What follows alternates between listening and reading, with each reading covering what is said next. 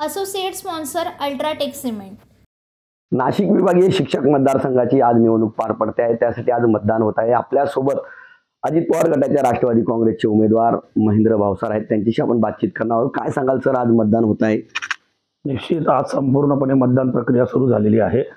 मी प्रथमच निवडणूक लढवतोय। मी यापूर्वी कोणतीही निवडणूक लढवलेली नाही, परंतु माझ्या समोर जे उमेदवार आहे ते फार मातब्बर उमेदवार आहे। म्हणजे या दृष्टीने की कोणी शिक्षण सम्राट आहे, कोणी साखर सम्राट आहे, कोणी कारखानदार आहे, कोणी मद्य सम्राट आहे।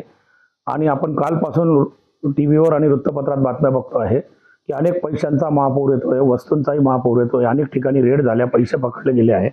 अशा परिस्थितीमध्ये मी केवळ गुणवत्तेवर लढणारा उमेदवार आहे। त्यामुळे ही लढाई जी आहे ही धनशक्ती विरुद्ध जनशक्ती आहे असं मला वाटतं। या ठिकाणी आपण जर बघितलं तर महायुतीचे उमेदवार दराडे असतील किंवा गुळवे असतील आणि कोल्हे असतील, यांचं तुमच्या समोर आव्हान आहे, त्याकडे कसे बघता?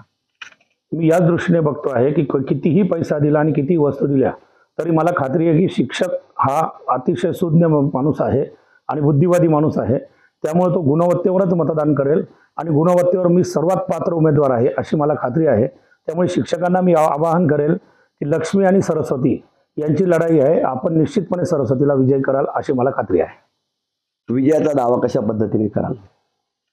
माझ्या पाठीशी राष्ट्रवादी काँग्रेसचा संपूर्ण पाठिंबा आहे, राष्ट्रवादीचे नेते आहेत संपूर्ण पाठिंबा। आणि दुसरी गोष्ट, माझं 34 वर्षाचं वकिलीतलं जे काम आहे, मी शैक्षणिक क्षेत्रामध्ये वकिली करतो, त्यामुळे तळागाळापर्यंत माझा शिक्षक आणि संस्था या सगळ्या तळागाळापर्यंत माझा संपर्क आहे। 34 वर्षाचा संपर्क आहे, त्यामुळे विजय माझा निश्चित आहे।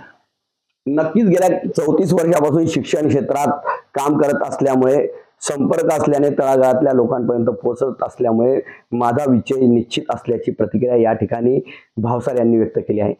Manish Vasole, TV9 Marathi, Dhule. Associate sponsor UltraTech cement.